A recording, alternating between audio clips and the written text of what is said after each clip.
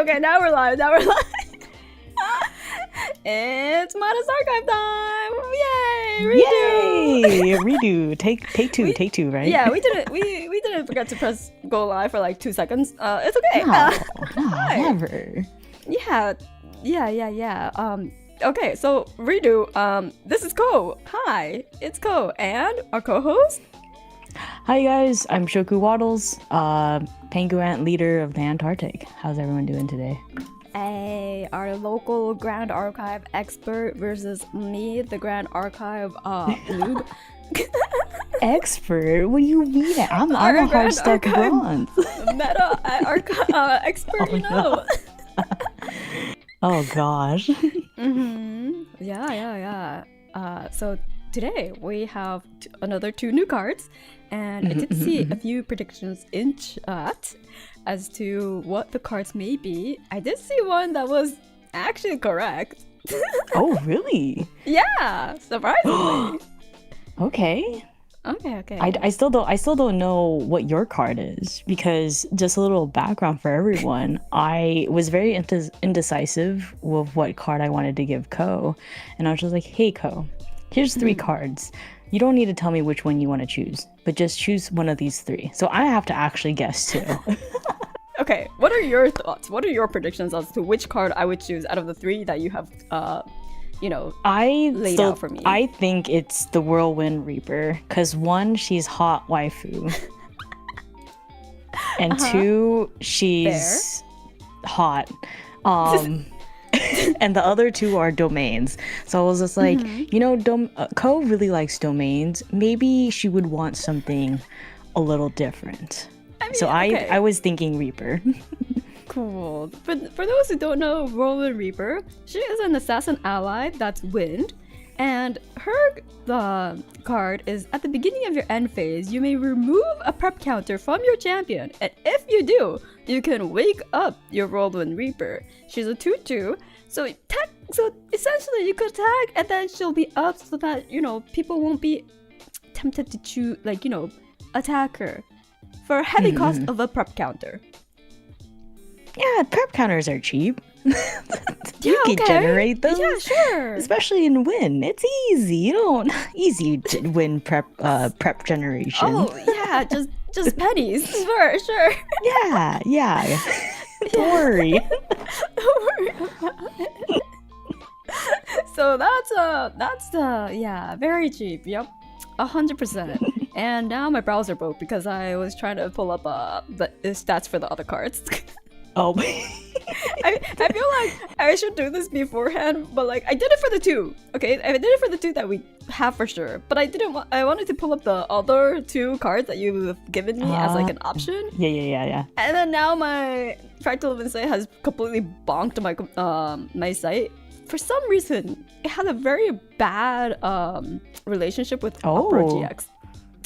Oh yeah, I think I remember that happened to you last time. Yeah. You would think I would learn my lesson, but nope. Okay. Nope. No. Yeah. So, there was that. Could you please explain the other 2 cards that you've given me as like an option while my browser tries to fix itself? So the other 2 cards. One of the 3 cards was the Whirlwind Reaper card. The other card was called Shadowfall Keeper. Let me actually bring it up on that. Yes, please. While my browser is completely unusable. Yeah. Where is it? We have links because Ko was a boss and was just like, I linked everything, and I was like, wow, I could just click on it. I basically okay. I need to like ask you to like gain forgiveness because I completely just like used Fractal of Insight's website to just like mooch off their data. And so our Google Docs is now perpetually updated as long as Fractal of Insights is updated. Oh, I see. So full disclosure, I have mooched off Fractal of Insight. I do apologize. Please do go check their site out in the description below. Yes, M Duo is the creator and the person maintaining Fractal of Insight, and he does a very wonderful job with all the stats. sorry. I might ask him if he could do a hipster rating filter. I might ask him. But yeah, the second card is called, yeah, just for us. I'll be like, hey, M Duo, can you like add this feature? Why? Just, for Just reasons. Yeah. I feel like it would really benefit people who are there seeking what's out there in the meta. Just saying. Exactly. Oh yeah, and then Shadowfall Keep, basically what it is, it's a unique domain water, and you tap it, banish a card with floating memory from your graveyard, then you would put the 2 top cards of your deck into your graveyard. So it's something for mill, but then you have to upkeep it. Basically, in order to keep the domain, you got to do this. At the beginning of your recollection phase, if there are less than 3 water element cards in your graveyard, you have to sacrifice it. So yeah, Nullifying Lantern can really hurt that. Yeah, except like I was surprised that you brought this up because I had it in my fucking deck. When we played. I had it in my Nico Mill deck, and then Shaka here was just like, "Hey, what's this card? No one fucking uses." I was just like, "Hello, excuse you, I've used it." Okay, maybe you're the 2.6 of the 98.4 hipster rating that actually uses it. Maybe appearance recorded 7. I'm the top 2%. You're the top 2% of usage of Shadowfall Keep. So I'm just like, okay, Ko would really like this, which apparently you used it. I'm sorry, I don't remember. So, spoilers, I did not pick that card because I already did that card, okay? Spoilers, I did not choose Shadowfall Keep because I fucking use it in my deck. It's a good card. It's a good card. It's a funny card, I'm just saying. I mean, at least I knew. I was just like, yeah, water, domain, mill, Ko. Yeah, wow. So co-coded. Yeah. That's crazy. That's actually crazy. And then the third card I gave to Ko was a wind domain called Gearstride Academy. It's another unique domain, and it's basically when ally cards you activate have imbue 2. So when allies you control have on enter, if this ally was imbued, it gets a +1 attack until end of turn. For context of what imbue is if I had a 2-cost ally that I want to activate, while paying the 2 cards for that ally, I have to show 2 wind elements, this specifically, or the same element, and then it gets into a state of imbue. So that's why on enter, if this ally was imbued, it gets +1 attack, which I think is pretty good. And then you're paying your mortgage for the domain is at the beginning of your recollection phase. You may pay 1. If you don't pay for it, then it will get destroyed. Yep. So pay for your mortgage, guys. Pay your mortgage. You gotta pay those property taxes, Oh my god, yeah. So those are the 3 cards I gave to Ko. Yeah. And so, will we find out what card I chose? After we go through what Shoku did. Oh, yeah. So, what card did you give me, Ko? Okay, so the card that I gave you, Scorchfire Assassin! It's a man! It's a man! Yeah! Jump scare! It's a man! Oh my Jump god, scare. please. What the hell? Wow, mail on stream. So, this is the card that I gave to Shoku to make a deck out of, and it's a Scorchfire Assassin, costs 3 fire. It's an ally assassin human, and with it has a class bonus that's on attack. You may remove up to 3 prep counters from your champion, and for each counter removed this way, this attack gets you +2. So, and it's a 1/3, so 1 attack, 3 defense card initially. So technically, you can get it up to 7 attack, 3. I think that's pretty good. I think that's pretty I good, think right? I think it's pretty good for like a 3 health fire aggro. Yeah.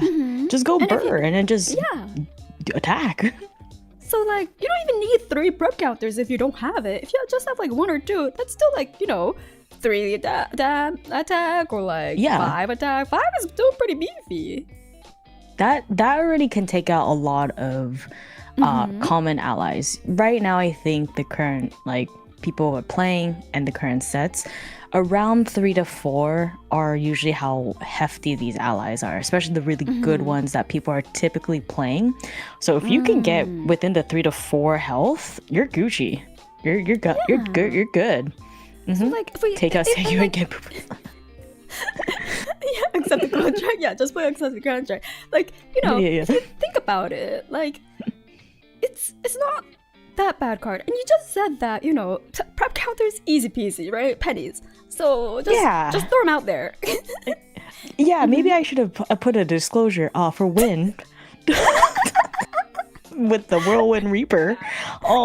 With fire, I had to cook. I had to literally cook for these prep generations. Oh yeah, let me give you the stats for this card. Appearances ever recorded? 7, right? Yeah. Overall win rate, 27.4%. Lifetime record, 8 wins, 22, losses, and 1 tie. Hot rating? For a fire card, it's only 49.4, which is not too bad for our cards that we've seen so far. And then hipster rating is 95.8. That's pretty high. That's Cost, pretty high. 12 cents. 12 cents. Buy now. Buy now because after you see this deck, it's gonna be pretty good. I'm just saying. Yeah. Not really. It will probably go up in 50 cents. Exactly. Our Modest Archive podcast definitely, has an effect on the market. 100%. I mean, Fracture Crown. Have you seen? I sent you that Fracture Crown thing. It's starting to go up. Oh my god! It's all because of our Modest Archive. Trust. Oh, shh. No, it's about not because of what? It's not because of any sort of recollection deck that's coming out in April. No. Yeah, it's completely 100% because of Modest Archive. Completely, 100% because of this archive. Because they've been they've been scheduling a sense when we're also releasing it. Yeah, exactly. Yeah, they're everyone's us. Exactly. Oh wow, yeah.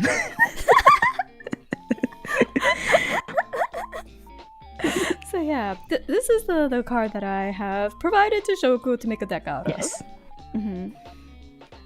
And I built a deck right away because I actually could not sleep to figure out how to make this deck. So I took literally the last podcast.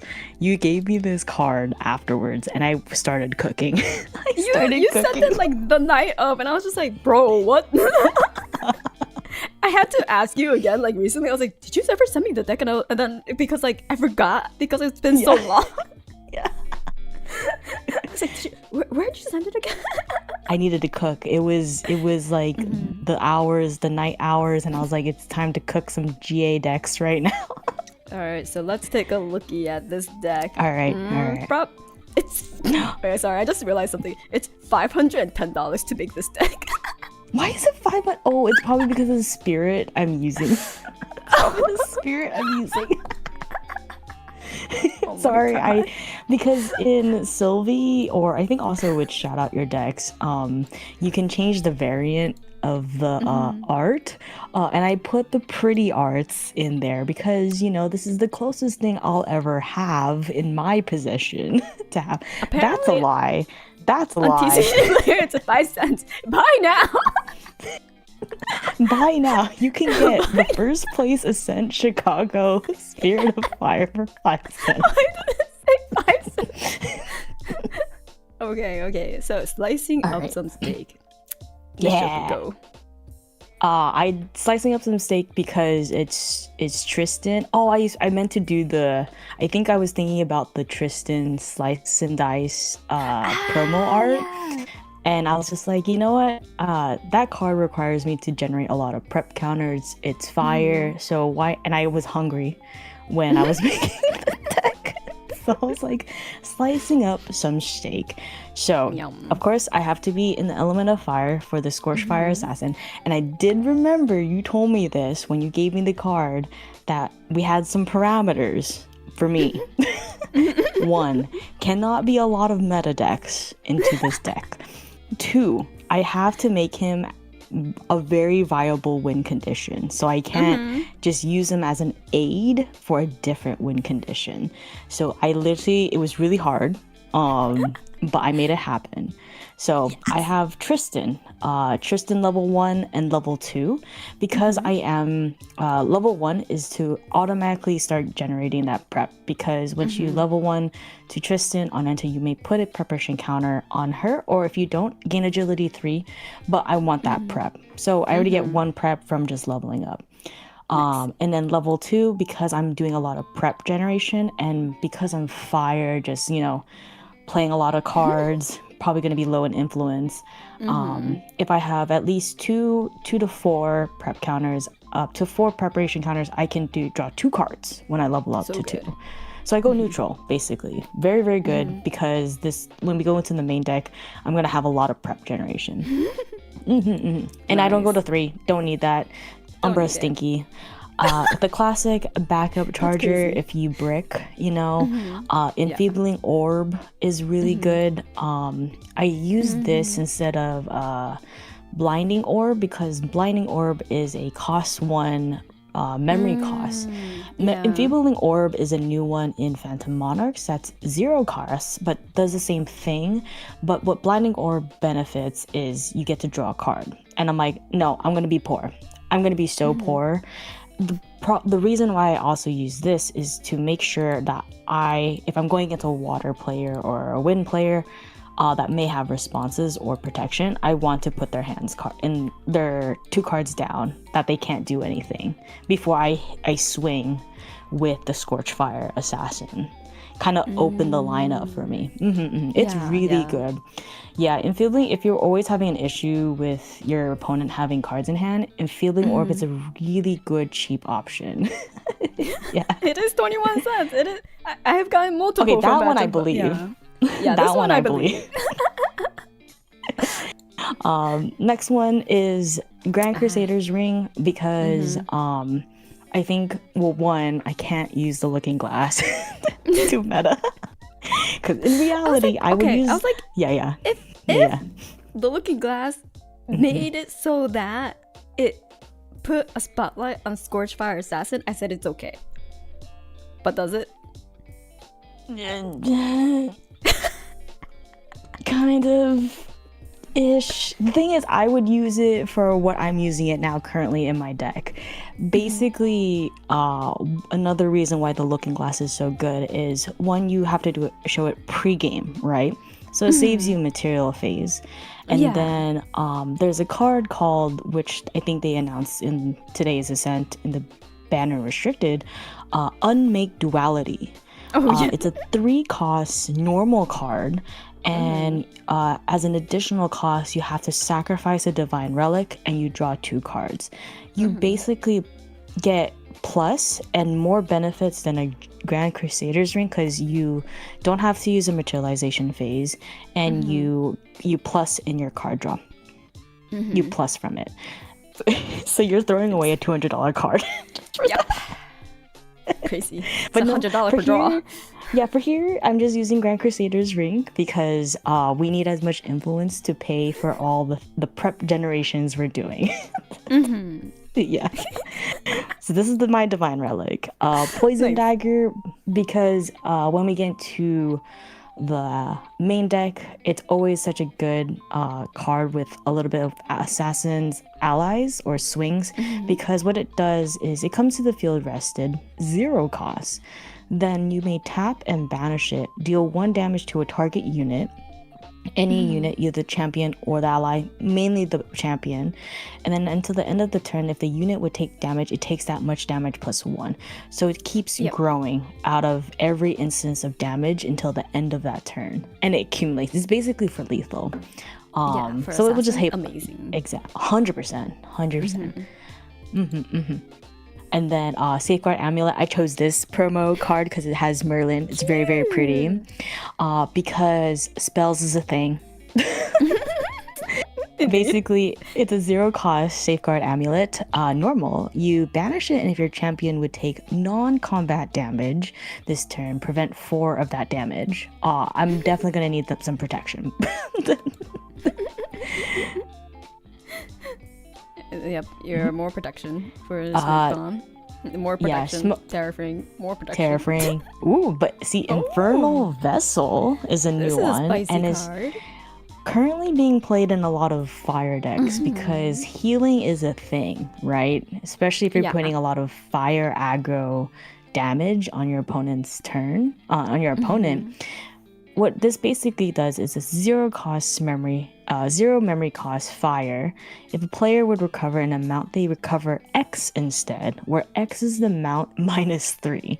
3 is so hefty. And right now, there's an Umber card called Abnegation. You can recover 8 plus X, where X is an amount of curses in your champion's lineage. Even if they do not have any curses, that's healing for 8. It's great. Right there. I mean, 2 costs, I think. 2 costs fast. It's really, really fast. It's really cheap too. Exactly. And minus 3, I think, is still a lot, especially if they know you have lethal and they just have enough to recover. They're out of lethal. Minus 3 maybe might be enough to still kill them. I mean, 3 is it's an amount that's like, oh, I have to really take into consideration. Exactly. And then the last Regalia item I have is Verucan Soul Knife. Ooh. It's a 0-cost fire Regalia weapon, Assassin Dagger. It has a class bonus and elemental bonus, so you have to be your champion has to be an Assassin Fire. You may banish 3 fire element cards from your graveyard to activate this card from your material deck. Again, saves you a materialization base. Yeah, and then Nullifying Lantern is a thing. A class bonus on kill, using this dagger, you can return Verucan Soul Knife to your material deck. Oh, so yeah, because it's durability 1, so... Yes. And but then instead of going to banishment, it goes to your material deck if you get the kill. If you have to get the kill. Yeah. So I think it's really, really good, especially for that super aggro, right? Aggro play. But yeah, pretty, typical assassin protection. I think the new one is the teapot one. Because you definitely want to make sure that your opponent's not healing too much, right? Yeah, for sure. Yeah. All right, let's look at the main deck. And so, I do remember why I also call it slicing up the steak, because there's a lot of sacrificing. Are your allies just pieces of meat to you? No. So I love the first card we have is called Dreamy Unicorn. Love her, girly pop. 2 reserve cost normal. She's an intercept, so you can always redirect it to her if your opponent's targeting your champion. And on death, she generates a prep counter, right? She's goated. I love her. But no, we need to generate prep counters because she is not our win condition. We have, if you look back into the other cards real quick, so if you have her on the field, we have cards like Cremation Ritual. Oh my god! You can pay 3 and target her because, and as additional cost to activate this card, you have to sacrifice an ally, draw 2 cards. So you're saying I can have her on the board and my opponent has nothing to do. Get a prep counter and draw 2 cards? Nice. Crazy. You know what ISL can do? I think it's that one with the Merlin. I forgot. I can't read the name between Creative Shock and... Yeah. Undeniable Truth. 1 cost fast. Right, so before... Oh, wait, I did forget Pepper Chef's not my win condition because she's too strong. Oh, yeah, she's 1 too cost strong. Normal. As an additional cost to activate this card, sacrifice an ally. Draw a card, then put a preparation counter on your champion. So I paid 2 for the Dreamy Unicorn. And then I can pay 1. So I already paid for 3 cards. 3 costs. I get to draw a card. That's -1, and I get to generate 2 prep counters. Pretty good. And I'm like, okay, I just need 3 for Scorchfire. So if I level 1 to Tristan, I have 1 prep counter. Take out Dreamy Unicorn, or if I have Dreamy Unicorn, sacrifice it with Undeniable of Truth. I'm already at 3 prep counters. You are. You actually got the 3 already. That's crazy. And then like we have then just going through. I think those are the only ones that kind of revolve with Dreamy Unicorn, but we could do that with any of the allies here. But we have next to Dreamy Unicorn, what was that one? I can't read that one. Oh, the Extraction Incision. This one's just always a good one if dealing with stealth. A lot of cards right now are doing Innervate Agility, which is a win de-leveling card that they can be stealth or spell shroud. And then you just do this, like, okay, fine. And then on kill, you get to get a prep counter. So deals with Dream Fairy. If they Dream Fairy, you're Scorching Fire Assassin. That's a meanie. So we need to free him from his jail, right? Yeah, you gotta protect this man. Yeah, because he is our win condition. I'm gonna make him so good. We have cards like Fast Cure, as a fire deck. I'm definitely gonna try to be low on influence, or I'll pitch it for Creative Shock or Hasty, those draw engines. We definitely will have to do Incapacitate, and that's the really pretty pretty really card. Pretty. 2 costs. Sable Remnant is just a good board control, early pressure. She basically, once you're an assassin, can swing for 2, but if they don't deal with her, she's just swinging for 2 each time. Little chip damage, but they do. She's a floating memory, so if I don't need her, I can pitch her into the graveyard. Right, just pitch her to the graveyard, pay for floating. Saudi. This is why your deck is so expensive. Okay, she's expensive now. So the card that we're talking about is Saudi Blood Harvester. This card is now, I think, supposed to be like $90. Yeah, because Tristan at the moment of this podcast is very good. Well, I mean, Tristan has always been such a good champion, but very hard to pilot. But what's good, why I still had to add Saudi is one, what her first ability does. I can pay 2 at any time and return Saudi into my hand. If I do, I generate a prep counter.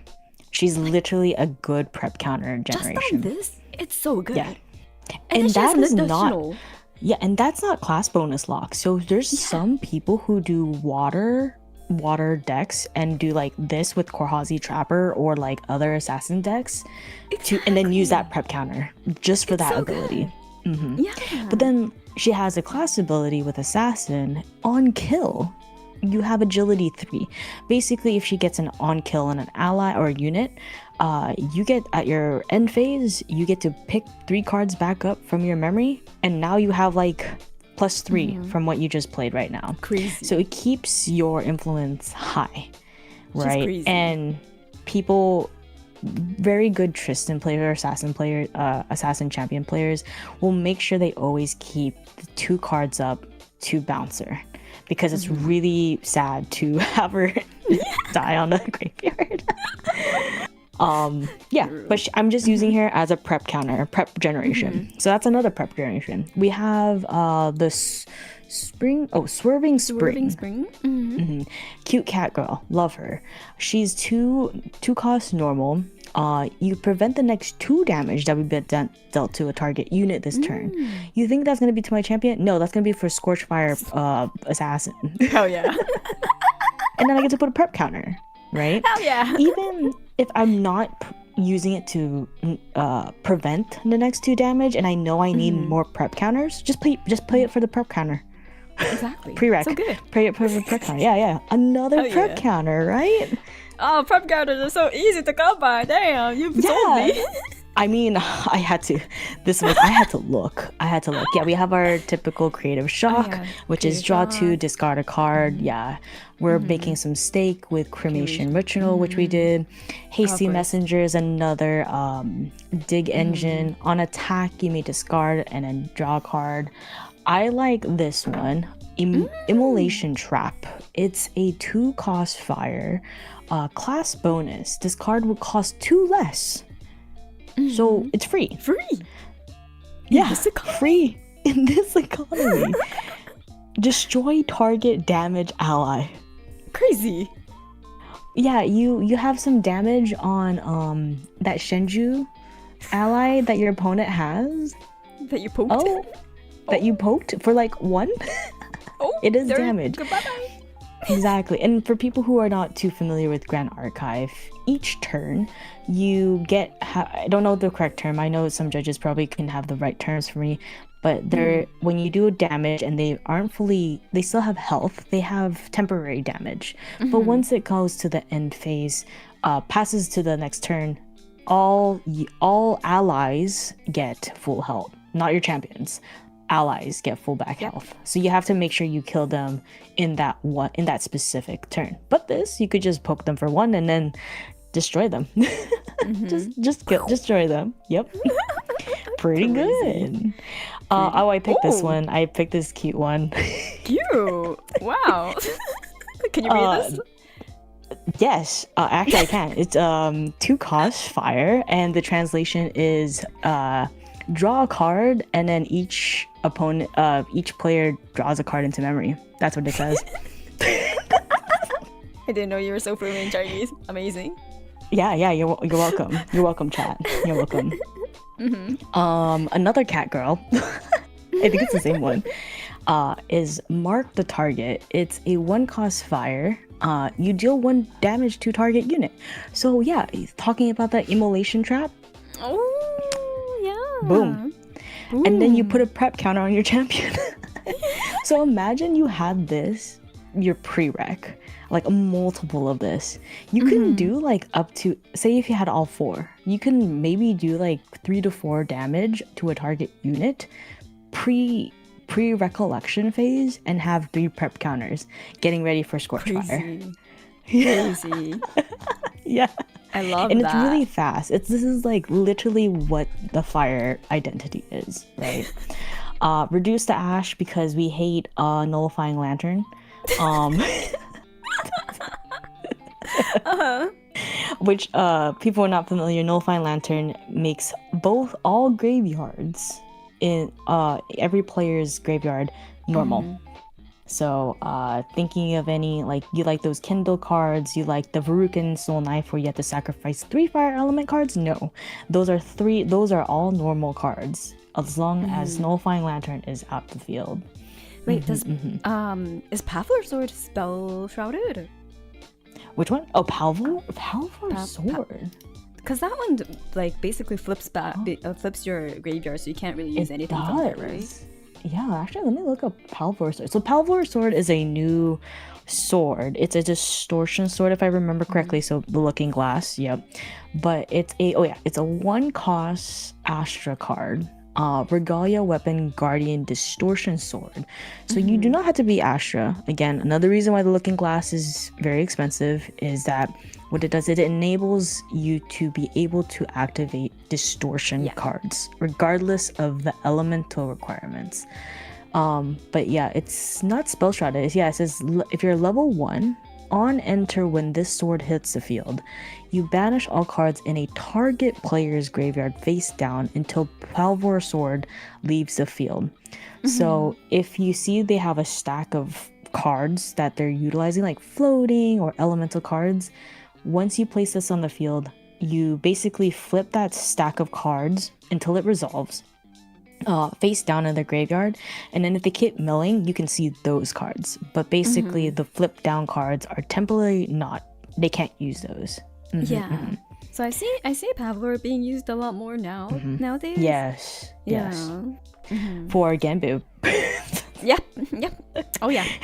It's definitely gonna go high in there after today's ascent. But yeah, reduce to ash, you cannot destroy that you cannot use reduce to ash to destroy Palvor Sword. Because it costs 1, right? Exactly. Reduce to ash destroys target item or weapon with a memory cost of 0. Palvor Sword has a memory cost of 1. Cards that can destroy that Palvor Sword are like Meltdown. It's expensive. Not Mustang. Mustang? Oh, is it also Zero? Not Mustang. It's the same thing. Yeah, it's the same thing. That's why water players use Mustang, because they can't use Reduce to Ash.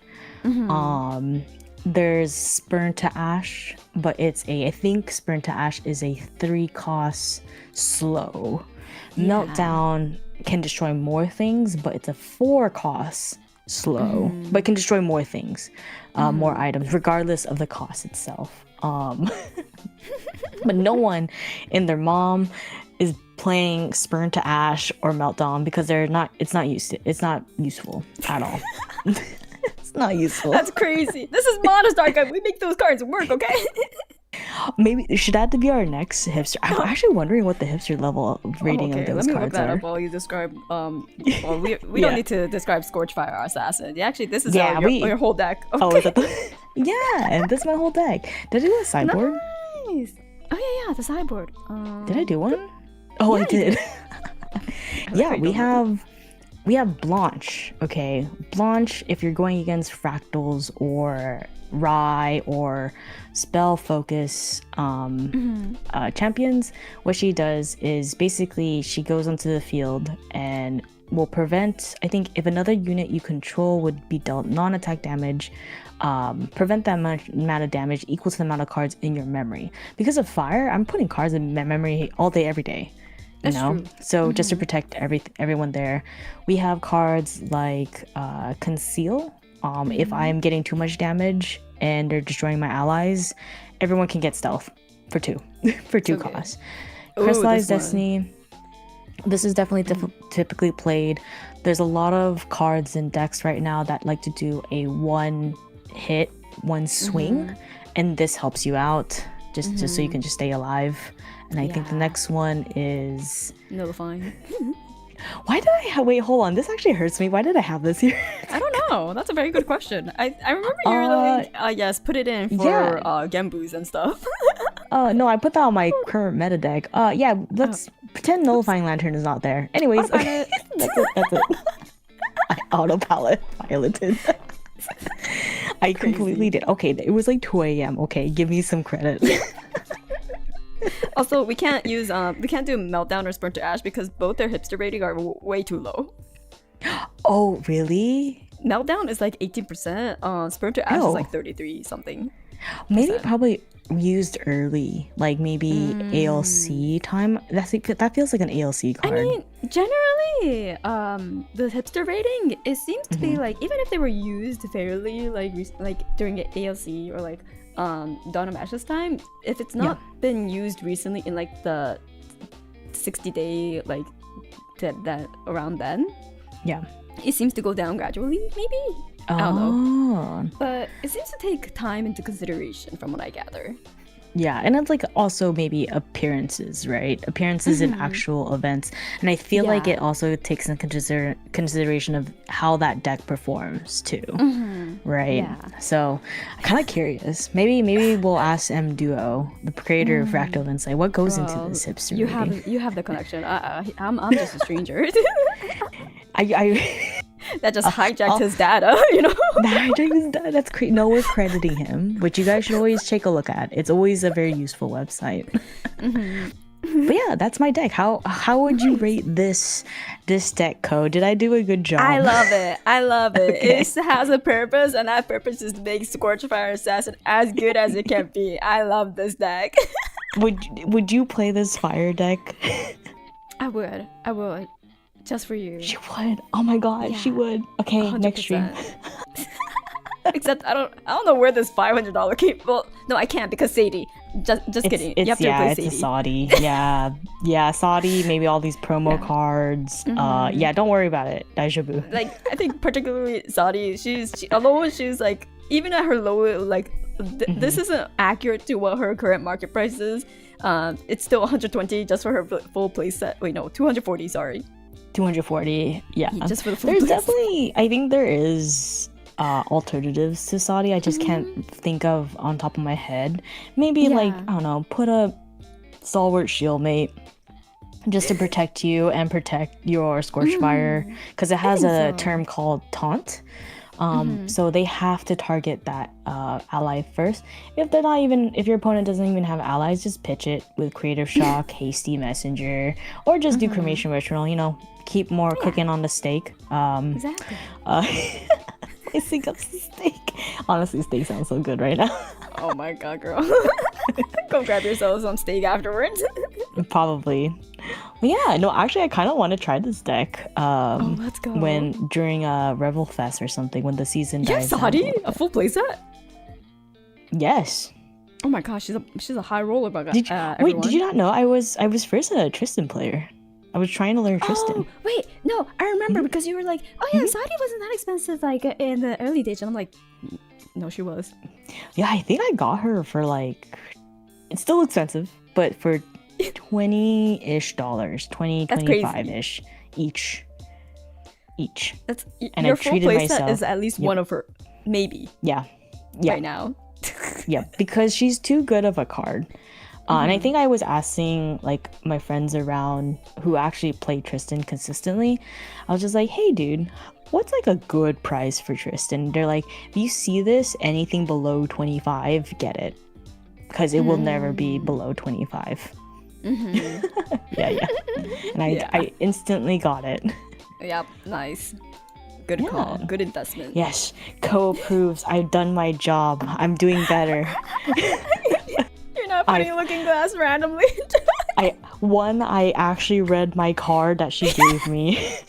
And 2, I made it funny and doable and not putting all meta cards into the deck. It was really fun. I like this deck a lot.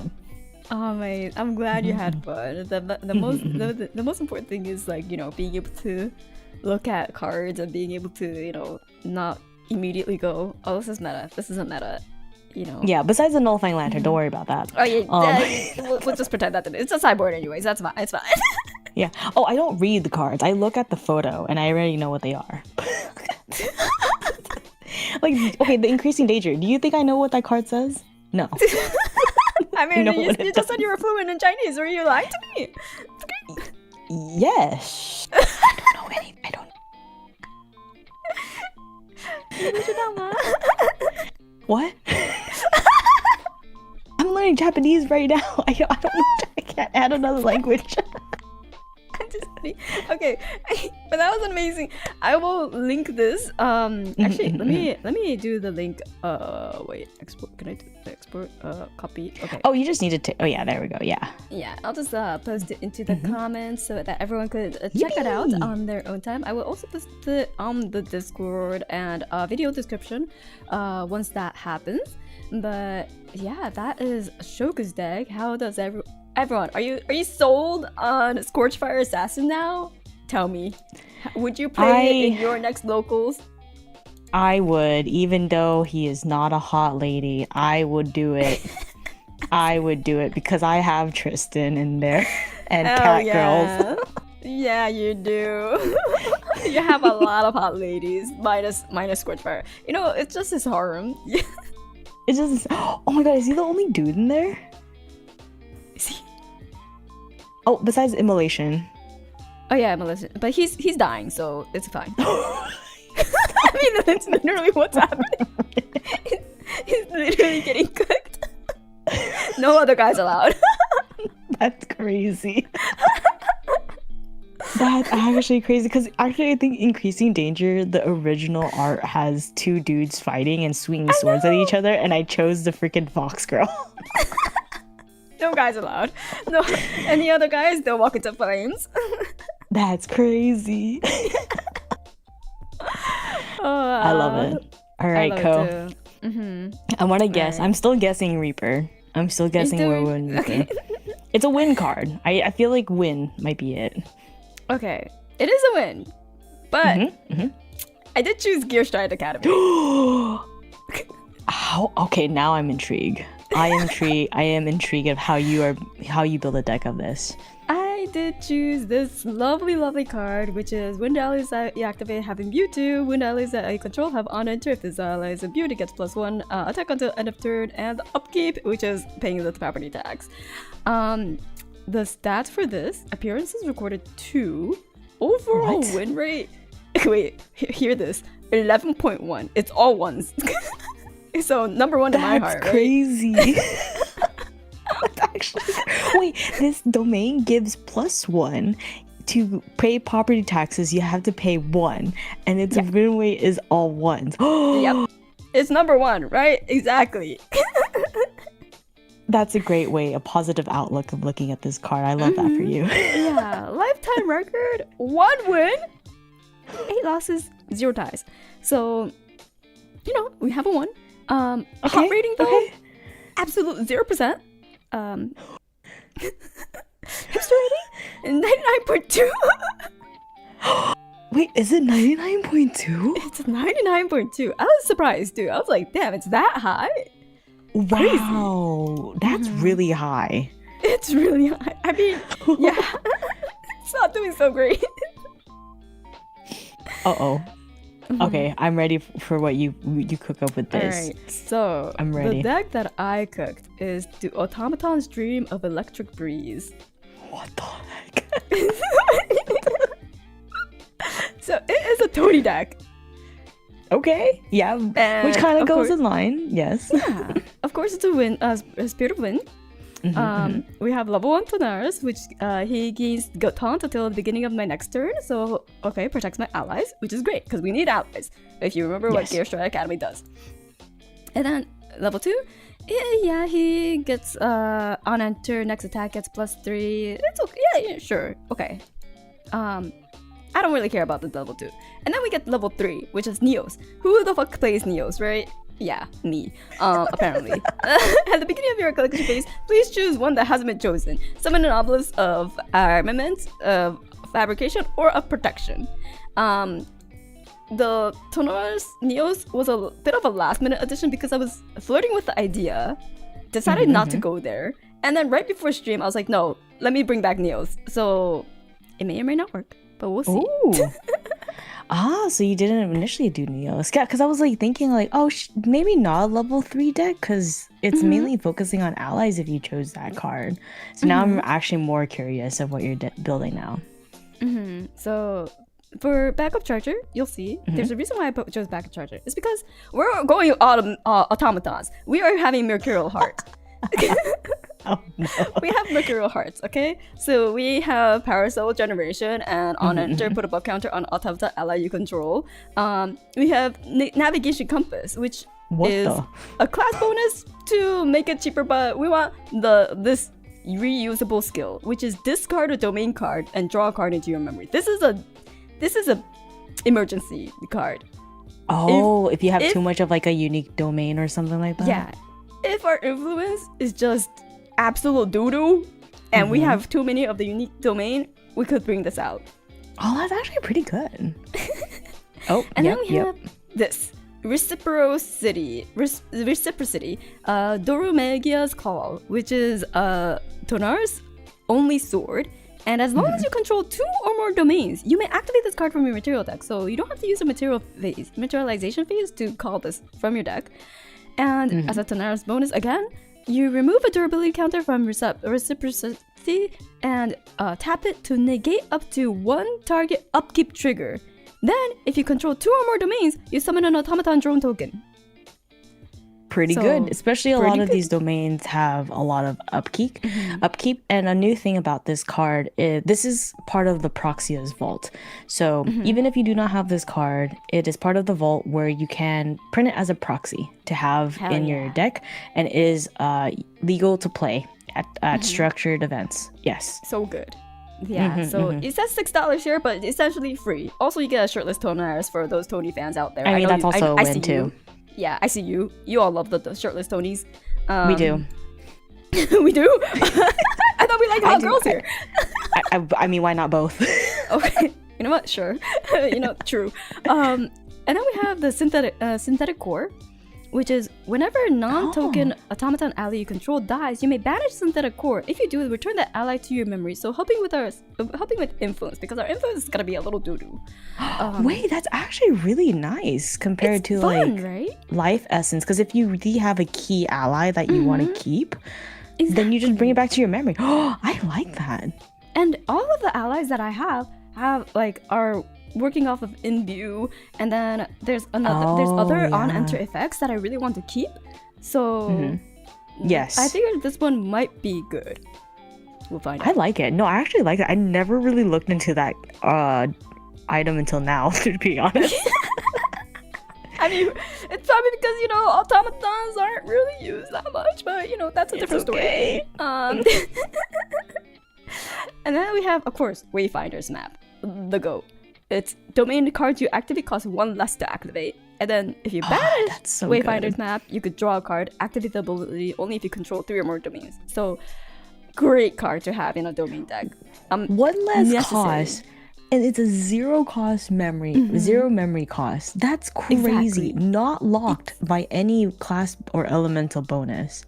Yup. It's an amazing card for that's like actually crazy.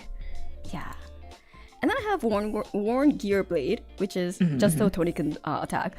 Remove the durability counter from Worn Gear Blade to prevent the next 1 damage that would be dealt to a target unit this turn. So it could be yourself as a champion or allies because it's target unit. And then whenever an automaton ally you control dies, put a durability counter on Worn Gear Blade. So it should still essentially be around for a while. So if your tokens die with the Reciprocity, the Shirtless Tony Proxia card, then you just add more durability. And because you're ally focus and specifically automaton focus, this thing is just gonna keep refilling itself. That's the thought process. That's crazy. Yeah, we're just using their bodies to reinforce the blade. Exactly. We're using the spare parts from their dead bodies. We're recycling, right? Reuse, repurpose. So yeah, that was one thing. And then we have Deployment Beacon, which is on enter summon a automaton drone token, and on leave summon an automaton drone token. So just giving us a little bit more allies to work with. I like this material deck. I see the vision, Co. You've made me open my eyes so much, especially with that synthetic core item. I'm like, wait, this is actually pretty goated. Not gonna lie. Not going to lie. Like, although maybe, you know, the Deployment Beacon or like, you know, synthetic core, it could be replaced for something that's actually gonna help us survive meta-wise. But for now, I think these are pretty good, especially for the deck that we're building. I feel like it's very budget friendly too. Because I know those cards are definitely 160. The only reason why it's 160 is because backup charger exists. It's like $20. But everything else is only pretty $20 affordable. now? That's crazy. Back in my day, this used to be like $50. I think there's like one other that was like fairly pricey, but like honestly it shouldn't be that much. Like Ace on Protector is like $2, but I'm like, I'll give it out for free because I have so many. So many Asins. Like a lot of the cards that are like kind of on the pricier side, I'm like, you should be able to get them. And then like no one plays domains, so you probably could get like one of these from my friends. No one plays domains. Plays tiny violins for domain players. So okay, let's go through my deck. Wait, why did it reorder things? Okay, sorry. We're gonna go. You know, of course, Gearstar Academy. We have 3 of because unfortunately it's a unique domain. So if you have too many, it's gonna break your hand. That's true. I did make it 3. And why what's up with unique domains specifically? Like how come you only do 3 on the field? Correct. I believe if say you have this unique domain on the field and you want to play it again for some reason, anything unique, right? You have to choose one to sacrifice. And pitch to the graveyard. It's really good for allies, maybe with on-enters, but definitely not for domains. There's no point of you to destroy your current unique domain now.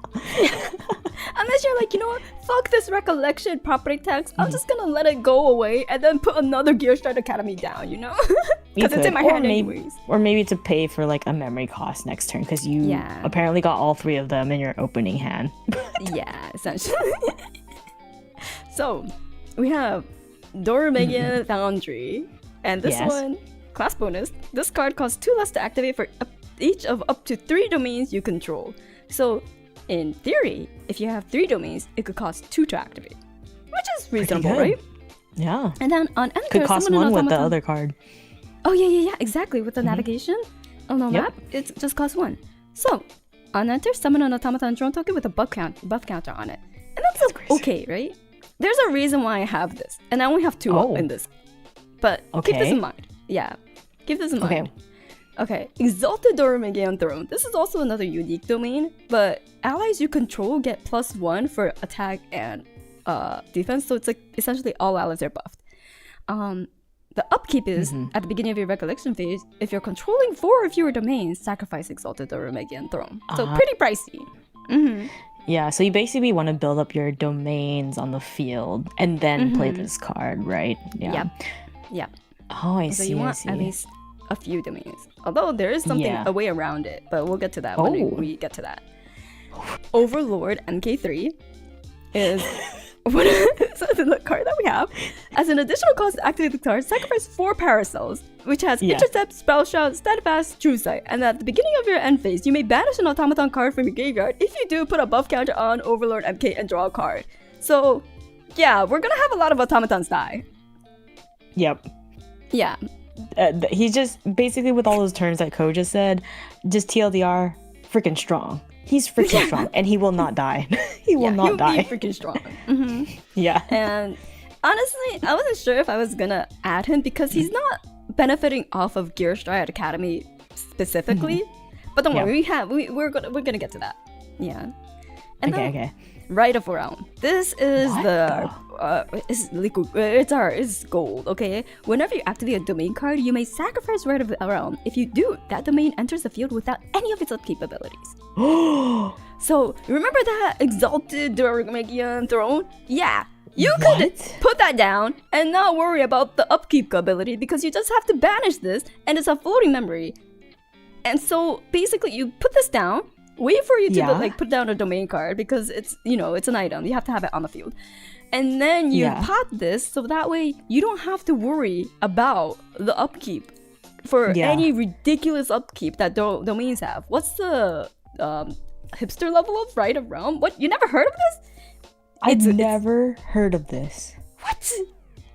No way. What is this? Fractured Crown? I've never seen this card. Hipster rating 87.8. Okay, that's maybe. This is cool. That's why aren't okay? At first, I was gonna say why aren't people playing this, but then I was like, wait, who is playing domains? I had to answer. I had to ask myself that question. That's actually so rude. Really crazy because if you had Reciprocity, which is the Proxia Vault card, the Shirtless Tony that makes you tap to and remove a durability to negate an upkeep, but if you have this on the board, you're already gonna have too many things on the field: domains, allies, items. Most likely, maybe your opponent, who's definitely not familiar with domains, may not even want to mess with your item. Right, but then you can do it in response, like banish it or something in response. But then even if it's like they destroy it, it's a floating memory. Exactly, win-win. It's like, okay, you removed the domain from me, but like, is that really worth your card to destroy items when I could just hit you with my sword? I'm gonna tell you guys right now, get this card before Pantheon comes out. Get this card. I'm already calling it. I think I think you're onto Shoku, something. Could you grab me like 4 copies of this? Yeah, I'm gonna go. I'll get you 4 copies of it. Don't worry about Thank it. you. Before it goes up. Okay. Get these before Pantheon hits, because I'm thinking of doing a domain deck for Pantheon. Oh my god, that's gonna be so fun. And this is gonna be so broken. Yeah, I'm telling you guys right now, get your Rite of Realm right now. You just need one. Get 4, get 5, get 8, and then you can give it to me at a con, and then for free. I think this card is really good. I really like this card. I don't know for wind, but I think because I just like the fire, I would like on the fire deck mindset right now.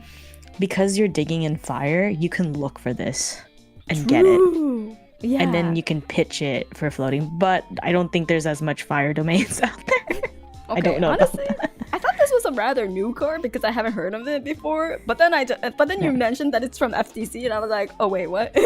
Yeah, and it's an ultra rare, so that's true. Oh yeah, you could do your digging mechanics for Win is Fairy Whispers, where you can glimpse 3, and then you would have to like reveal a win card, but you can line it up, right? Yeah. Or Scout the Land, where you look at the top, basically Idle Thoughts but fast.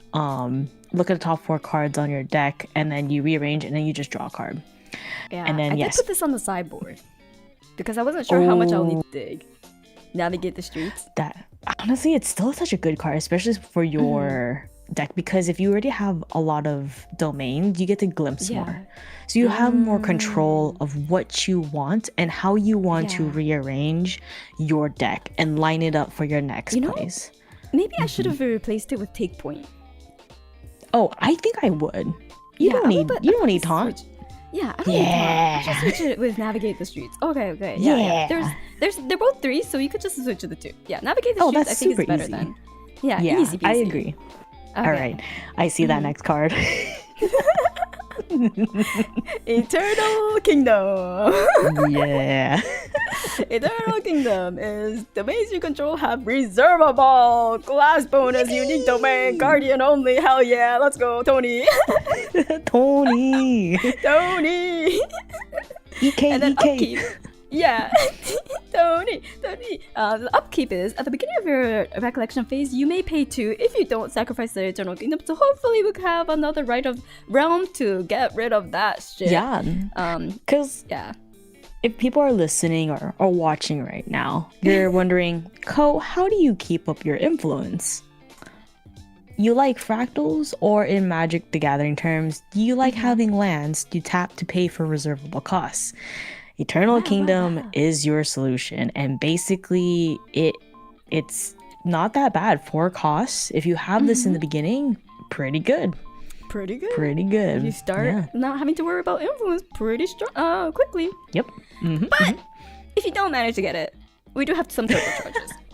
Because you do have Mercurial Hearts, you do have a few Power Cell generation, so turbocharge. Oh yeah. So yeah, as an additional card, you activation, you sacrifice Power Cell, you draw 2 cards. It's our Creative Shock, but better. I think definitely better for yours, because you are generating a lot of Power Cells. Because Creative Shock is you do draw 2 cards, but you have to pitch into your graveyard one of your cards in your hand. Where here you just straight up have 2 cards, but you have a lot of Power Cell generation that do more benefits than just generating a Power Cell, right? So I like this a lot better. Basically lands, Usually, like turbocharge, people just put 1 because they'll have backup charger, and then you could just sack it. If you get it, cool. If not, doesn't matter really too much because you already got the benefit of backup charger. But for us, we're like, well, we have a lot of power cells anyways. Might as well make use of it and gain back some influence, especially because our lands aren't quite cheap. Even with like navigational map and everything, it's like this will just help us lay down the our domain so that we could start having like the Eternal Kingdom like really shine. And like the nice thing is that 3 of these are like unique domains, so that way you only need like you only need these like 4 times, if like, or twice, just because like the unique domains have a really bad upkeep, especially the Eternal Kingdom and like Exalted. Those are the only 2 where you really want the Right of Realm. The other 2 you can pay for if you need to, so it's not too bad. Or Reciprocity too.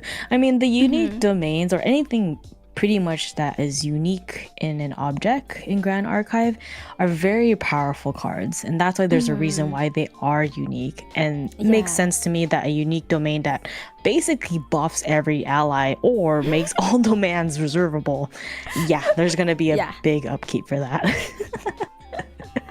Exactly. Alright, so I have Reclaim. Return target ally control into its owner's hand, and it's a floating memory. Just because there are a few where I don't want to like, go into the graveyard, like for example Windmill Engineer, which the classic. Yeah, if imbued, draw a card into your memory. She's gonna be imbued anyway because of Gearstride Academy, so she's just a win-win in terms of like imbuing. So even though she's not an automaton, she's worth putting in there. And then Ace on Protector just to go off of that windmill and intercept to protect like some of the other allies that I would want to keep. You know? Yeah, protecting your champion, or just to do 3 damage to a big ally on the board. Yeah, because exactly. sometimes people are too scared to swing with Asen, but I feel like right now people are just like, I'm just gonna swing. We're swinging. We're going. Yeah, no, it doesn't protect your ally, but it protects you, so which is very, more very important. Good. Yeah, more important, exactly. And then we have cell generator, sorry, not converter, that's water.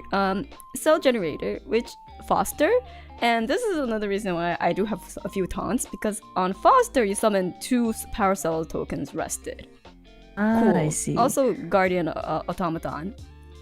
And what exactly is foster?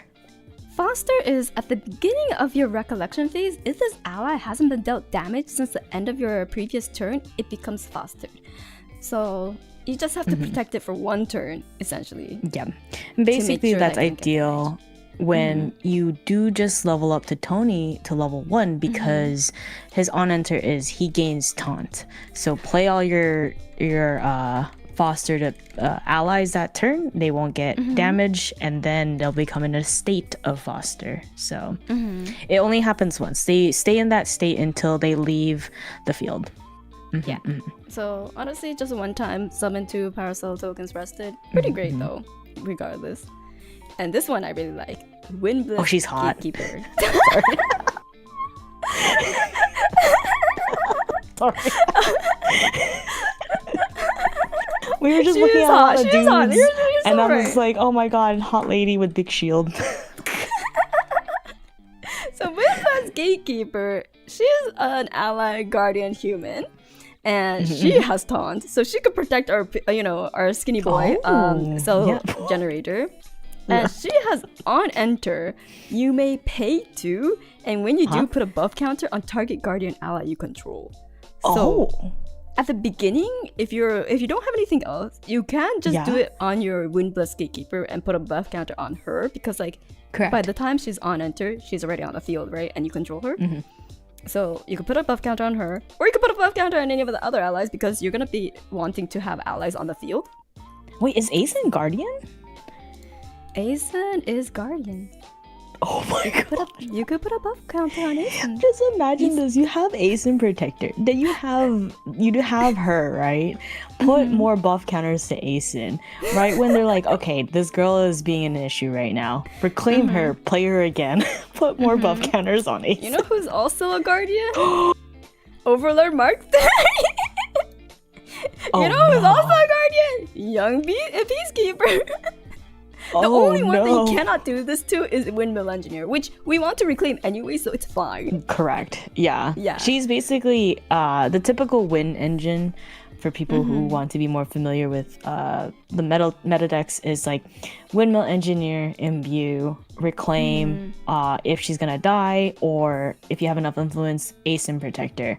You're basically, Windmill's just there for her on enter, so you can keep your influence high with that generation. So it's a Windmill, Asen Protector, Reclaim kind of recycle. Yeah, I was like, so then, obviously we have our young Peacekeeper who also gets is another foster, but if you foster her, she gets a buff essentially, and she has floating memory. Great. That's pretty good. Usually when I see allies with floating memory or items with floating memory, it makes me question, is it worth it to give my opponent floating memory? Is it worth it? If not, they're just doing chip damage long term. And then, if she gets fostered, that's +1. She's 2, 3. And then if I have Gearshot Academy, by the time she's up, she's gonna be hitting for 3 each time. That's actually crazy. And if I have exalted that Dorumu, she's gonna be, wait, what could she possibly be? A 4, 3? Wait, no, 4, 4. Wait, 4, 4. I can't do math. No, wait. Sorry. 1, 2, 3, 4, and then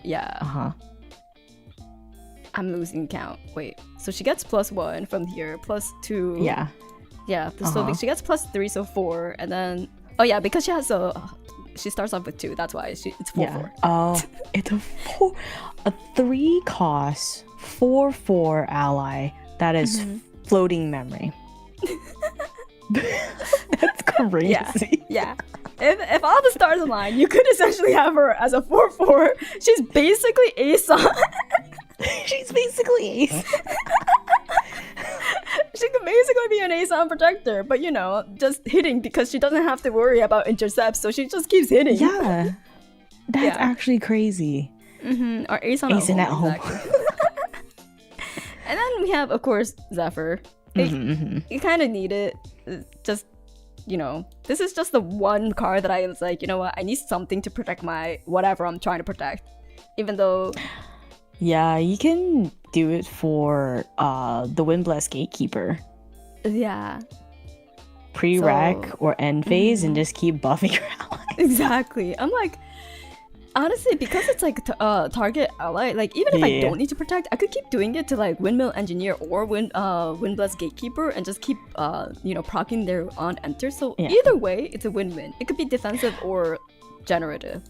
Not for Windmill Engineer, sadly, because she needs to be in a state of imbue. Yeah, correct. Just her. That would be actually broken, and she would actually be probably BNR. That's true. You know what? Just Windblessed. Sorry. Just Windblessed. Yeah. No, you're good. If your influence is good enough, but yeah. With the Maypay too, can you use it as can you use the domains when they become reservable to pay for, or do you need to put it into memory? You can pay your domains that are reservable when they're EK, because that yellow cost on the card is reservable cost. So anywhere you see the yellow circle on a number, that is your reservable cost. Anything with the blue, light blue color with the circle with the number, that is your memory cost. Correct. Nice. Wait, can I see Gearstride's Academy again? Wondering, trying to see it. When allies control have on enter, if this was imbue, okay, I see now. Until end of turn. So until that's like end of turn. Yeah. Oh, you could just keep flipping her, and then she would get +1. Yeah, that's true. Keep getting +1. And then you would keep buffing her. And then your opponent's just like, what do I do? Well, actually, no, because she has to imbue. It has to imbue, so it doesn't work, right? Oh, wait, you're right. Because if you Zephyr, she will keep buffing, so... She will literally keep buffing. So she already done her job. She doesn't need attack. She already doing her job, yeah. Yeah. I like that. Yeah, and then, because, basically, Gearstrike Academy just means I have to make a full domain based deck. But that means Neo Sight. If you control 8 or more objects, draw a card into your memory. And this, we should have, because of the domains and the allies we have on the board, right? You should have a lot of domains. You're generating a lot of token allies too, not just your allies and domains you have on screen. You have those token allies that can help with the 8, correct? So this, I was like, you know what, probably will work. Did I test it? Absolutely not. But theory. This runs a theory. What's that domain card? I think we skipped one. The one in the middle between the hot lady with the big shield and... Yeah, I like that card. Windblessed Hurricane Farm. So this is also another domain for Guardian, but this isn't unique. So we could we could have 4 if we wanted to. At the beginning of recollection phase, you may reveal 3 wind element cards from your memory. If you do, summon a Power Cell token. And you know what helps with that Power Cell token? A lot of things in Ko's deck. A lot of things here, actually. Because not only with the cards that says specifically, in particular like Power Cell, like Turbocharge or Overlord, what does Power Cell itself do, Ko? So Power Cell, you can tap 1, you can reserve 1, tap and sacrifice Power Cell token to target a top-down ally, which we do have quite a few of, that gets +2 attack until end of turn. Again, we're seeing that one yellow circle. Yes, your Eternal Kingdom reservable domains can pay for that. Exactly. So I was just like, well, we better start generating some power tokens for Overlord MK2. Yep. I've had someone play that card before, and they had 3 on board. Oh my god. They had 3 in the field, and I was just like, what do I do? What do I Oh do? my god. Like, this is so weird. Yeah, like we don't have too many like unfortunately there wasn't really much automaton wind ally, which I want Oh. because it was only Yeah. Rose. It was only Rose. And I should Rose. replace Rose with someone. But I couldn't figure out who. So I kept her in my sideboard. But I really, really wanted to put her in. I My see, sideboard I is see. more like there's a few cards that I would like to replace, but I'm not sure which one because I'm not a good deck balancer. I just think of stuff and throw them in the deck. So we'll talk about that in a bit.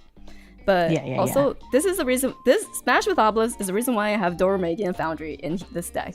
This essentially is a Neos card, 3 cost. As an additional card to activate this card, sacrifice a domain you control. Smash with Obelisk gets plus X, where X is the reserve cost of the sacrificed domain. It doesn't matter how much you paid for it, but the reserve cost stays 8, Yep. right? So it's 8 plus 6. So you Yep. can do.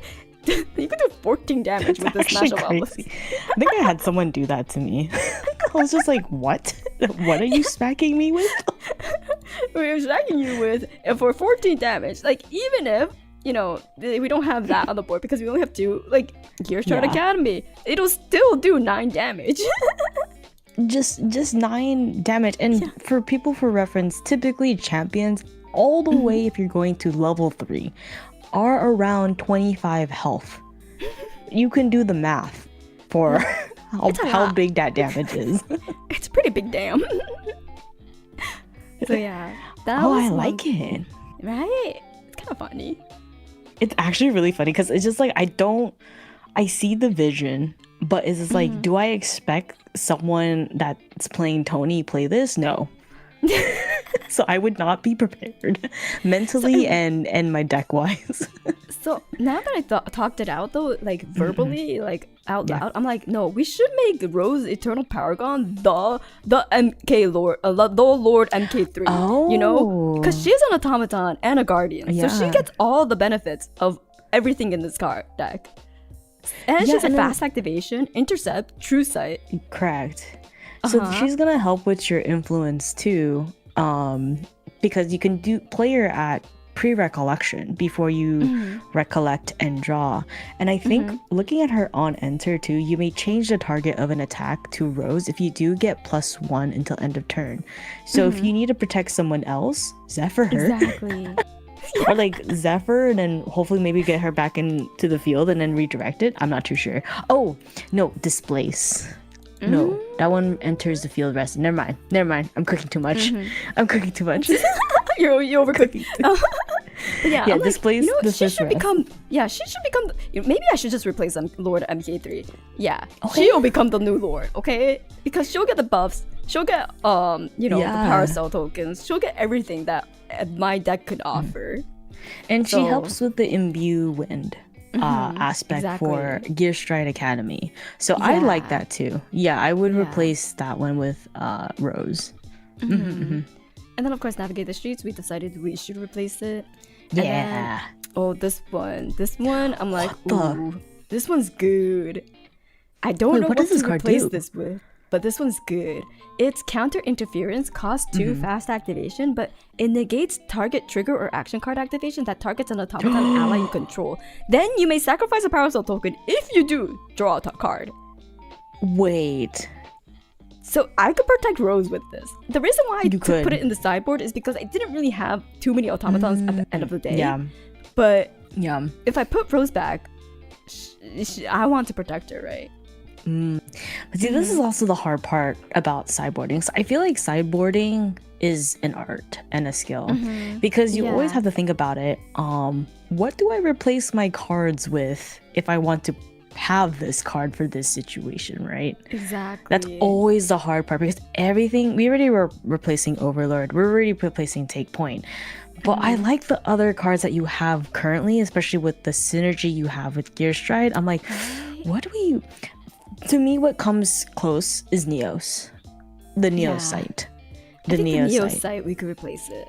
Yeah, because I'm not So sure. then we would sideboard that. And then we have Charger Director, which was a fun card. That's crazy. So two cost, and it's a automaton command. So Yeah. you could command an automaton to attack with on attack. Summon a power cell token rested. Then each opponent banishes X cards from their graveyard, where X is the amount of power cells you control. What is up with this graveyard? So it's just like, since every meta deck is working off of graveyard these days, wouldn't this be They kind of a funny are. card to have? More graveyard hate. Exactly. That's actually crazy. I think I played this card like one time, but I was like not playing my deck correctly, and then I just like totally forgot about Charge Directive. So yeah, I was just like, might be an interesting card to do. No, I like it. And then you have all your tokens, Yeah, which all is tokens that you could possibly summon, and I'm like, I didn't even read what these do, because I'm like, they do Yeah. really cool things. They do really good things. I think protection is the only one I was like, I'll probably summon this one, because prevent the next 2 damage that would be dealt to a target unit this turn. This ability costs 1 less to activate for each domain you control, which we should control Basically at free. least 3 or 4. So Yeah. basically free. I think I'm not a Tenoris player, and I think I played it like one time. Same. But I think if I remember, protection is like one of the first one they'll summon when they hit level 3. Yeah, I was like, the other ones, I don't think I could make use of it with this deck. So I mean, the ally is pretty good. The allies token, just to overwhelm them with automaton drones and then put true, buff yeah. counters. yeah, and bug counters, yeah. So, Pretty But good, this one was pretty probably good. the first one to summon, and then exactly. Correct. Yeah. Yeah. No, I like it. Ooh, what were your thoughts? How did you feel when you started building this deck with I was this like, this man. card? I've never used wind in my life. What the fuck do the cards do? I forgot. I've never even bothered looking at half the wind cards. I forgot What do wind because do? because you play mostly water, right? Mostly water, a little bit of fire, but like wind, completely out of my realm of comfort. I don't even know what wind does. So I was like, I just know crazy allies, crazy influence. Yeah, something like that. Something like and they do a lot of things. Yeah, they like do a lot of things. They could do. They bounce, they flip. Yeah, they could respond to any sort of situation and be fine. So crazy. So that I was totally one thing. forgot. And when I saw Gearstride Academy, my first Yeah. thought was actually Chessman might be funny with this. Because Chessman has a lot of allies. But when I looked into it, there actually isn't that many Wind Chessmen, like, allies. There's only like 2. Really? Oh, Yeah. because there's some of them are a lot of the ones I'm thinking are Norm. Because you lot of have them are Therm, normal. you Yeah. have Roland, you have. What would be funny is that I think with Chessmen you generate a lot of token pieces, or the Yeah. Well, that's Alice though. That's Alice. Yeah, I think the synergy wouldn't be. The synergy right. just didn't. It just did not work. So I was just like, all right, Tenoris it is. We're gonna go That would full be on funny domains. as Win Chessmen Gearstride Academy. That would actually But be then good. I was like, no, we need wind allies to make use of this, and we want like imbue, we want to be able to like have a correct. good amount of wind. So and then it's like, if I'm working with a domain, I'm gonna make everything around the domain. Around the based. domain, correct. Yeah. Because that is the focus of the card, right? But anyone that's listening right now, if you could make Gearstride Academy work with Chessmen, let us know. Yeah. Let us know. Let us know. I like this deck. Well, I'm just a big fan of Guardian because they're just one, large and in charge, 2, all the waifus have big shields. That's just my type. Even Asen Protector with the SB version, the best. Oh, Love yeah. it, love it. I think what's my favorite part about this deck is right of realm. I'm actually mind blown about this item. Like, this is way too good to not be. And it's crazy. This was in Fracture Crown, which was the first expansion set to the first main set that Grand Archive has, called Dawn of Ashes. So it's literally physically like in order the second-ish set It's like an 1.5. old ass card. It's very old. But Yeah. I'm telling you right now, Pantheon. You need only one for Pantheon, but would be really goated. Would be really goated.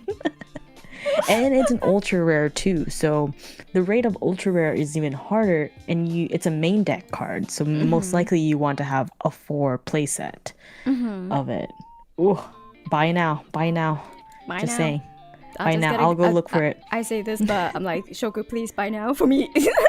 Yeah, I'll buy it for you. Don't worry. I'll have the Penguin Express. I like this deck. I'm mind blown with that synthetic core too. I'm just a big fan of EK because someone played EK against me, and I was just like, what are you saying? You have fractal domains now? What the reservable domains? Isn't it funny? I like it. I feel like you can get pretty threatening with your board with this deck. Because you have to think about when you're building your deck, and this is just like personal, I'm no expert at all, but like when you're building a deck and you look at your deck and how you play and see your win conditions, it's like, how would I feel if this was played against me? Oh yeah, I would hate it. Because you have things like domains, allies, tokens, your opponent shouldn't have answers for everything. Right. Who's gonna have 4 Razor lands? Me. Because I'm one of the top players for using it.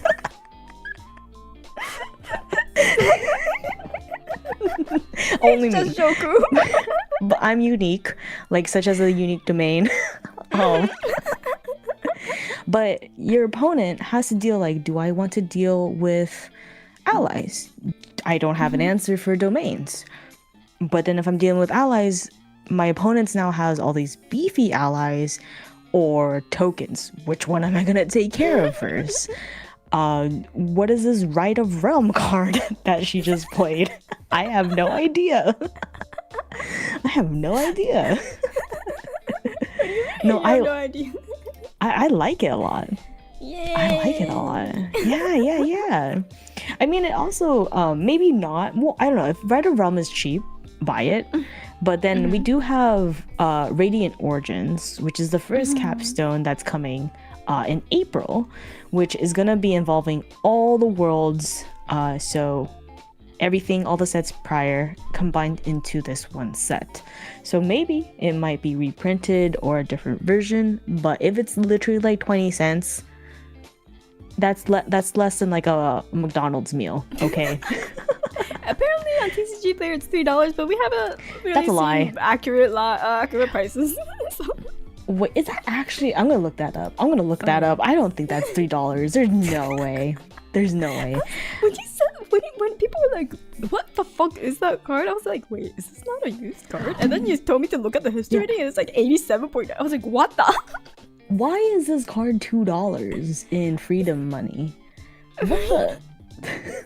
It's $2. I guess it's because it's an ultra rare. Who's playing this? Apparently no one. That's literally $8. I'm not paying $8 for this. Oh my god, maybe I could get it for $4. But that's crazy. I mean, it is an ultra rare, which is harder to pull more and copies FTC, of it. You know, not as many people bought FTCs. Exactly. Just for you guys can go into more research about why FTC wasn't as popular, but I still like it because it had the pretty armament. It had fracturized. It gets a pass from me. It does have a fracturized. I'm so happy you have fracturized. And it's really a decrease. Like it hurt me inside that you were a water player and didn't have these staple cards, and I was just like, please go. Please. I don't know, man. I'm just working with what I got, okay? Yeah, and I actually did pull one of the fracturized too, so I was like, ooh, nice. From winning at locals. But I like your deck a lot. It's really funny. I do like wind. I'm a big fan of turbocharge. No one's playing Raise the Land besides myself, so I would be unstoppable if I played this deck. True. And I like beefy Guardian allies a lot. Do I know how to play Tony? No.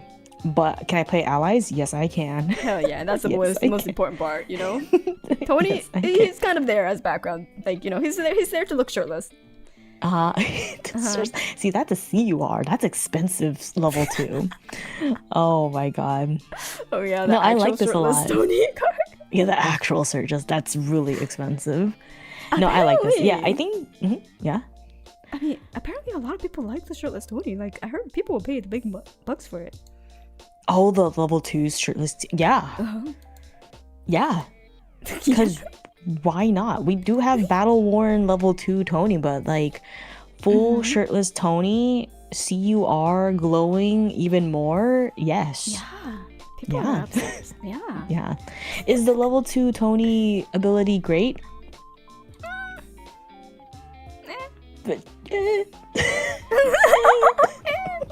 there. yeah. It's there. It's there. He'll do damage. He'll do full damage. Yeah.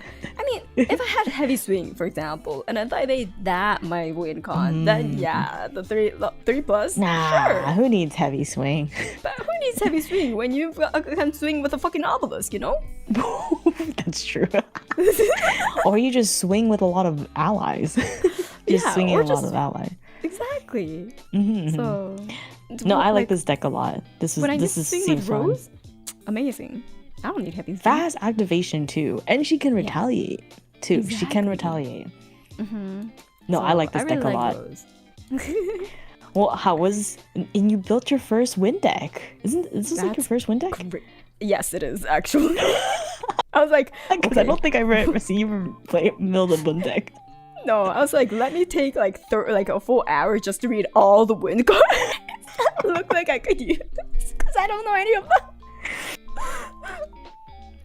Yep. Mood. That's me with water. That's me with water. No, I liked it. These were really good decks. I really like these choices. But yeah, it looked like we got some people that did guess correctly with Gear Stride Academy. I just had a dude. I had a dude. To make him beefier. Yeah. So I basically gave Scorchfire Assassin protein from all the cremation. The girls! You killed the girls for the guy! It's his harem. That's crazy. Maybe I should rename that. You should just rename it to cannibalism. Cannibalism? No. I mean, you're not wrong. You're not wrong. Yep. Oh my god. No, I like this deck. This was really good. I think you did a good job. I learned actually a lot. And again, another reason why I love this podcast too is that talking to Ko, I literally learn something new each time I talk to Ko about Grand Archive. I choose like really hipster cards either. I was like, sounds good. Yeah, I don't see a problem with this. This is with floating memory. It's helps with everything. Yeah, I think it's just because maybe you're not like, well, for me, I get so focused, like one lane focus, that like I even accidentally put Nullifying Lantern in my deck, in my sideboard. That actually hurts me because I'm so like blindsided, right? Whereas for you have a goal and you take the time to look back at the cards and see everything, right? Where I put in the meta cards and then I'm like, okay, now how can I fill in the holes? Right? How can I fill in the holes? And so, but I'm like, there could be cards like Rite of Realm that may be very good. Get your Rite of Realms. Or the Synthetic Core if I want to build an automaton card, right? So yeah, it's really fun seeing all these new cards and your thought process when you do build decks. I mean, it's kind of like, yeah. I do think Rite of Realms might gain a little bit more value considering that what we've seen with Phantom Monarch and like even DTR, they're starting to add more like very, very viable domains. Yeah. And I wonder if that's gonna be a thing that they do for RDO too, especially with they release Pantheon. That's a domain that could happen. Yeah. I mean, with Pantheon, So for people who are not too familiar, it's basically a PvP format. But when you build your deck, instead of having a full play set up to a full play set of 4, Sorry. you okay? You can only have one card of that type in your deck. So you could have probably like a bunch of domains that you can play flexibility, and then you can have your one Right of Realm, and we would determine which upkeep is the one that you cannot afford, right? But I still really like it. Maybe, I don't know, Pantheon has so many possibilities. I'm not too familiar with the PvP format, so I'm trying to talk to people who've had experience with PvP of what it is, and so I can get ready for that. Because I definitely want to play PvP with a bunch of my friends. Yeah, they're just basically saying it's like Uno and politics, where you will negotiate with each other. And maybe friendship may be gained, or friendship may be hurt. We don't know. Monopoly. Oh my god, you're so right. It's like Monopoly. Oh my god. I get so sweaty in like the classic board games. I'm just like, wait, this is supposed to be fun. So cool. You know, it's my elo. You know how you could get around any sort of politics? Just be like, I see you're all fighting. I would just general if hitting the strongest person does not work, if that offends you too much, I'll just roll a d4. Roll a d4? Why a d4? Because it's like, wait, no, d6. So then divided by 3, so then it's like the three others. I'll just be like 1, 2, 3. Yeah. And then you pick them. Like, yeah. It's like, the dice said, not me. No, like, there it is. It's not. So you can say it's not your fault. It's dice. The dice have decided our fate. Yeah. Exactly. Yeah. Oh my god. No, this was really fun, Ko. Thank you again for building this deck, because I was always wondering, like, how do I build a deck? Ko, can you build this deck for me? That's crazy. You're the one with all like the actual meta knowledge, and like, you've seen decks that are built by like really good players. So yeah, like Ko. No. Hey, you beat me a couple of times in matches. Caught me off guard. That's true. Because I don't know what to deal with the cards that you're playing, because I don't know what they are. I don't know what they are. That's a legit strategy. Like, you would never take Right of Realm away from my board, because you'd be like, I don't even know what that does. Well, yeah, I wouldn't even know what to do with it. Like, do I Zephyr it? Do I fracturize it? No, I don't want to fracturize and give you more reservables. Do I use my Reduce to Ash to destroy it? That's more important than a Regalia? Like, I know, Ko's literally changing the meta in my mind. In my mind. Oh my god.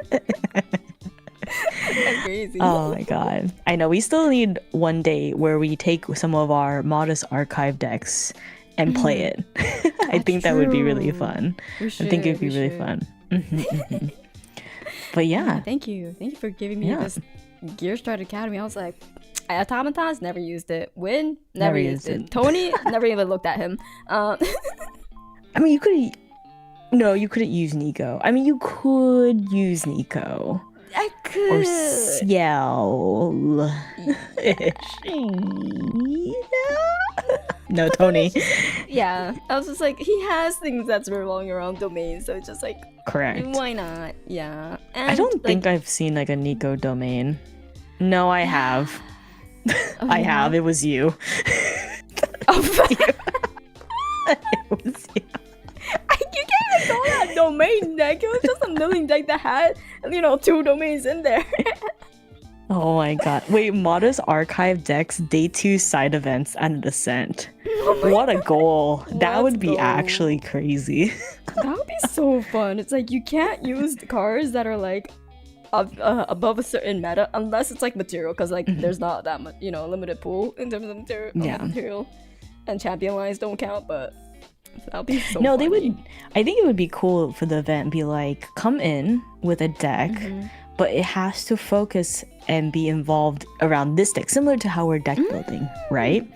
And if you have to win fully utilizing that hipster card to the best of your ability, right? So like Gear Strike Academy, you're playing it, right? Building allies, the allies are getting buff. For me, I have to win with Scorchfire Assassin. Like I will have to get the finishing kill with Scorchfire Assassin, right? Yeah. I think that would be really fun. Yeah. For this deck, it'll be to get the finishing blow with Rose Eternal Paragon. Yeah. With all the power cells and the Gear Star Academy in view. Yeah. You just shove all the batteries. It's like, Rose, you take this energy drink, you're gonna need it. You're gonna need it. Like giving you 4 Red Bulls to Rose. It's like, go have fun. Be back by 5. Yeah, exactly. Be back by 5. Oh my god. No, this is great. I really like this deck. If I ever have a silly locals day, or if someone asks me, hey Shoku, what deck should I play? I was like, hey, have you heard of future hit podcast Mada's Archive? You should play this deck. Yeah. Oh Don't you show your locals this podcast? I do. They enjoy it. They like it. Hi, locals. Hello. Hi, locals.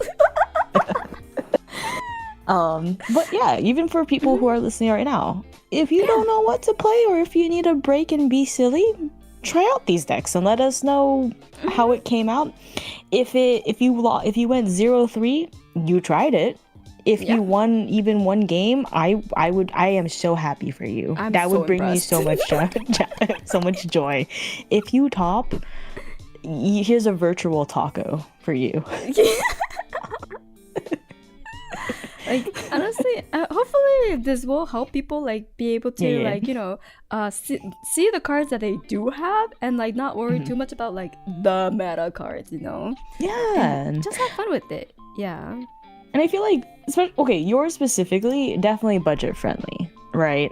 A lot of these cards, besides, I think, the Divine Relic, Mercurial Heart's still expensive because I just bought my Mercurial Heart. $13. Yeah. Oh, how much did you buy for? Oh, frick. Oh. I think it was higher when I bought it. Oh, never mind. And then it dropped again. Stocks. That's stocks. Yeah. Backup charger, but like very budget friendly. Like even with mine, besides the alternative arts, most of them were pretty cheap. Besides the Saudi, which can be changed for a different ally, right? Yeah. A different assassin ally. It would because it generates in prep counters for her. She's great. But other than that, yeah, looking at this, pretty affordable, or a lot of bulk. I think so. Yeah. A lot of bulk that you can Don't use, look at the sideboard. Yeah, don't worry about that. Yeah, just don't look at this one. You know. Yeah. No, don't worry about it. It's not 21 cents, by the way. No, it's a lot cheaper. But yeah, it's pretty budget friendly, or like people at maybe your locals will have a lot of bulk of, so won't have a hard time finding. I think Grand Crusader's Ring is starting to go down on price now. It is. Because of the Looking Glass. And Providence, not Promises. I mean, it promised me something and it failed, so I went to Looking Glass. So... like, and then also because like RDO is coming out, they're gonna reprint Grand Crusader's Ring. They're gonna print all the other like Divine Relics as well. So I think the Divine Relics will go down in price even further. Yes, it will. That's why this RDO or Radiant Origins is a very big thing. And a great time for new players to hop in, because you don't have to buy these expensive cards that were in very old sets. Most likely, they're probably going to be in this capstone set that's coming up in, I believe, in April. So April Fools. That would be crazy if it was. I think it's April 3rd, but it's really close. Yeah, I think it was like super close. I was like, wait, what the? But yeah. Code, this was great. What is your next thing in Grand Archive you have planned? I don't think I have one. Mortal Mission. Oh yeah.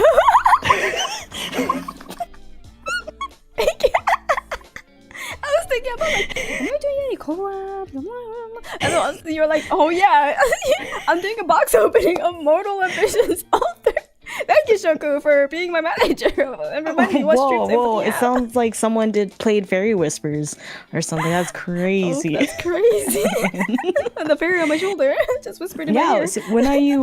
What is this? A and B altar? What is this? What So, is this? Yeah, so A&B Alter is Mortal Ambitions Alter, which is about a set that has come out last year? No, yeah. Last year. It was last year. Yeah, it was Okay. last year. Last year, but they're reprinting it with additional new cards. So it's like a reprint of a base set.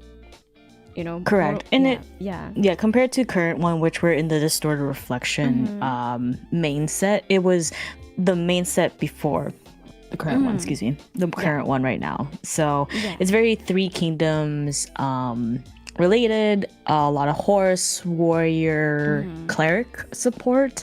But the only difference is you don't get an opportunity to pull the CSRs or the collector's first edition. Those are only in the first edition, but they do have the new thing where I think if you trade in 2 CSRs, you get like this other one. I'm not too sure. You guys can check out Grand Archive's official website for that. And newer CSRs for the altar version. And it does support draft. Yeah, it comes with a draft, like supporting draft, right? Yeah, I believe so. But yeah, you guys just check out Grand Archive. That's the next thing that's coming out. I think it's releasing on January 30th, and Ko is doing an unboxing. I'm saving money for RDO. I didn't buy too much. I just bought one for myself and one for my husband, so that way we could each open a box, and then that's about it. So Kusvanda opens a CSR. No, I don't. I just want him to open a bow that's not, the two singular bows that are in Grand Archive. I just want him to open at least a different bow. That's my a different bow. Yeah, okay. CSRs, whatever. I just want a bow, okay? Fire just bow. pray for another bow. Fire bow. You fire bow. Fire bow, please. Let me have fun. Let me pew pew. Just one bow. Just one bow. Yeah, and then you don't know when you're streaming that, right? Because you're waiting for when you're getting your boxes. Yeah, I need to figure out when I'm getting it, but most likely they've been pretty good about sending it on release, so probably the 31st. All right, yeah. Well, you guys heard it first. Keep an eye on Ko's socials for that, because we do love Gamba and we love pack opening. So why not do it? Yeah. Oh, see it with Ko and Kusbanda opening the next set for Altar. Yeah. Anything else you got planned, or any decks you're playing right now? I don't know how much you've been playing Grand. Okay. Yep. Okay. That sounds great. Yeah, okay. I've been busy with that. How about you? It's fair. Next one I have is, because I'm not opening up A and B Altar, I'm doing finally the lore reading for the Mortal Ambition story. I'm not too familiar with the Three Kingdoms lore, so I'm definitely gonna need chat's help for what's similar and more backgrounds. But what I typically do, you guys, I do a read along, and we kind of look at other cards and kind of connect the puzzles with this world. That's going to be on Thursday, so we have to get hyped up for the release of Mortal Ambitions Altar. I think I do have one more Grand Archive thing planned, but we're trying to confirm by this weekend. It's really big. It's really fun one. But that should be the next one. Been doing some Grand Archive events and been tired. It's also a mental game, but I think I finally found a deck that brings me joy, does pretty well, because I think I've been consistently going 2-1 in locals. Ooh, that's really good. It's really good. So my elo is going up because I want to go hit gold by the end of the season, and it uses my favorite champion and brings me joy for what her win condition is. So I think I finally found my deck, which is great. Oh my God. I love to hear that. Nice. Thank you. Yeah. Nice, well, I hope everyone enjoyed today's podcast. And, she doesn't know, she hasn't confirmed it now, but if you follow Shoku on her socials that we linked below, you can get the announcement of whenever the big exciting thing related to Grand Archive is confirmed. Oh yeah, definitely follow Twitter, follow Twitch. I typically stream on Twitch. VODs are on YouTube, but maybe that will change very, very soon. I'm slowly influencing her on how to go and how to ease into YouTube. I'm starting to revamp it. I need to share you something that I did. I hope you're proud of me. Okay, I'll be proud. But yeah, but I may have. Well, I hope. I'm ready for the comments because YouTube is a different land that I am not familiar with. I just do Twitch. I just do Twitch. But I hope everyone enjoyed today's podcast. Yeah. Thanks. Yippee! So, and then hopefully stay tuned for the next podcast for whatever card we choose for each other. Yeah. Hell yeah. You'll get to see the thumbnail and guess which card it is. Once again, I may turn down the blur just a tiny bit to give people a little bit of it. No? Okay. No. You're here to hear, folks. No. Make them work for it. Alright. But thank you again, Shoku, for being another wonderful co-host once again. Yeah. And should we say the goodbye? Okay. Yeah. Bye, guys, and Archive out. Okay, we'll practice that. Bye-bye. We'll practice it. All right. Bye-bye.